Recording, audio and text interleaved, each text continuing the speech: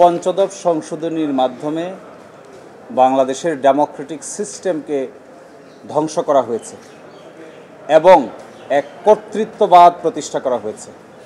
এই কর্তৃত্ববাদ প্রতিষ্ঠার মাধ্যমে বাংলাদেশের সকল গণতান্ত্রিক প্রতিষ্ঠানগুলোকে ডেস্ট্রয় করা হয়েছে। Election commission, anti corruption commission, even বিচার বিভাগকেও টু সাম এক্সটেন্ট ডেস্ট্রয় করা হয়েছে। এই জন্য পঞ্চদশ সংশোধনী বাংলাদেশের সংবিধানের যে মৌলিক ভিত্তি আছে এই ভিত্তির সঙ্গে পরিপূর্ণভাবে সাংঘর্ষিক। এবং আমরা এটাও বলেছি যে পঞ্চদশ সংশোধনীর মাধ্যমে যে ধরনের কর্তৃত্বপরায়ণ সরকার প্রতিষ্ঠা করা হয়েছে সেটি বাংলাদেশের বাইরে সকল রিসার্চ অর্গানাইজেশন, সকল হিউম্যান রাইটস অর্গানাইজেশন এবং বাংলাদেশকে নিয়ে যারা লেখালেখি করেন আন্তর্জাতিক অঙ্গনে সকলেই বাংলাদেশকে অথরিটারিয়ান স্টেট হিসেবে আইডেন্টিফাই করেছেন। অ্যান্টিব্যাকটেরিয়াল অ্যাডিটিভ যুক্ত সেরা ওয়াটার ট্যাঙ্ক বিশুদ্ধ পানিতে ব্যাকটেরিয়া জন্মাতে দেয় না।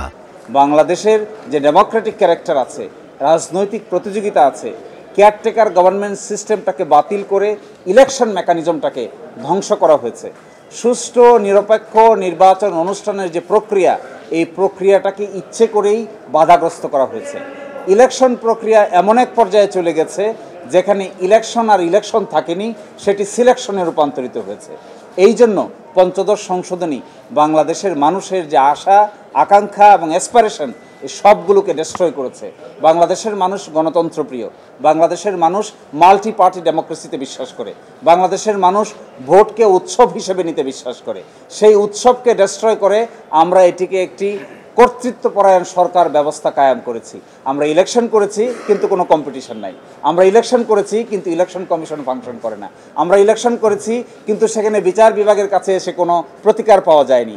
আমরা ইলেকশন করেছি দেখানো মতে, সেই ইলেকশন করতে গিয়ে একটি ইউনিয়ন পরিষদের ইলেকশন, একটি ওয়ার্ডের ইলেকশন, একটি পৌরসভার ইলেকশন, ইভেন একটি সিটি কর্পোরেশনের ইলেকশনকেও সিস্টেমটাকে ডেস্ট্রয় করে বাংলাদেশ একটি কর্তৃত্বপরায়ণ দেশে রূপান্তরিত হয়েছিল। এই পঞ্চদশ সংশোধনী, এই কনসেপ্ট বাংলাদেশের সংবিধানের সঙ্গে সাংঘর্ষিক। কারণ বাংলাদেশ সংবিধান একটি ডেমোক্রেটিক পলিটিক্যাল সিস্টেমের কথা বলে।